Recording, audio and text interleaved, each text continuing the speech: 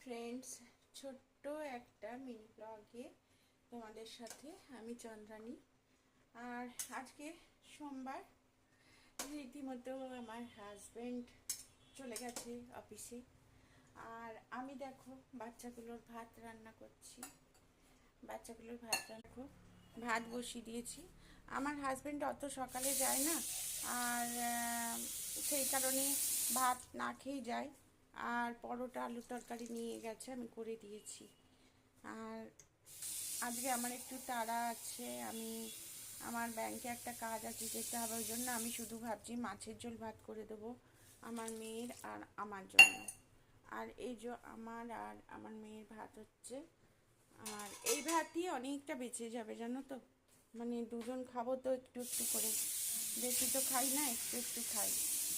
যাই হোক, আর এই দেখো এখানে পোনা মাছ আছে, কাটা পোনা আছে, মাছের ঝোল ভাত আর একটা কিছু ভাজা করব। যাই হোক, আর এই দেখো পায়রাগুলো খেয়ে চলে যাচ্ছে। আর দুজনের রান্না কি, দুটো কাঁকরোল দুটো আলু নিয়েছি, এই দিয়ে ঝোলটা সারবো।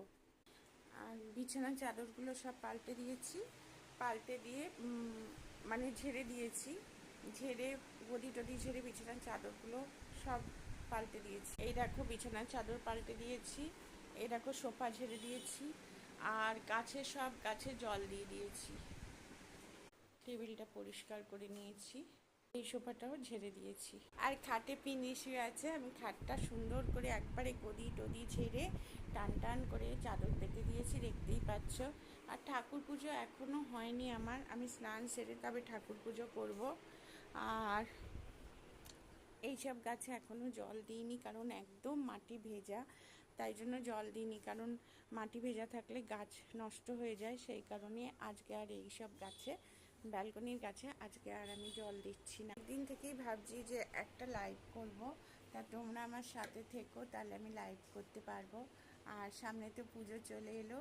আর তোমাদেরকে বলে দিই, হ্যাঁ জয়েন্টের রেজাল্ট বেরিয়েছে, আমার মেয়ে 9,000 র্যাঙ্ক করেছে, কিন্তু ও তো ইঞ্জিনিয়ারিং করবে না, মেডিকেল করবে, মেডিকেলেও চান্স পেয়েছে। তা কালকে ভর্তির ডেট আছে, কিন্তু কালকে ভর্তি করে আসবো। কিন্তু আমি এখনও কাউন্সেলিংটা চালিয়ে যাব, যে আরও বেটার কিছু পাওয়া যায় নাকি। ভালোই পেয়েছে, কিন্তু আরও বেটার যদি কিছু পাওয়া যায়, তার জন্য লাস্ট কাউন্সেলিং অবধি চেষ্টা করে যাব। তাই এই অবধি তোমাদের দিলাম আপডেট। আর পরবর্তী ভিডিও আর একটা আনবো, কারণ কিছু কিছু আমাদের কেনাকাটা হয়েছে, তোমাদের সাথে শেয়ার করব। তোমরা সব ভালো থেকো, সুস্থ থেকো, আর পুজোর কেনাকাটা শুরু করে দাও, হয়তো করে দিয়েছো।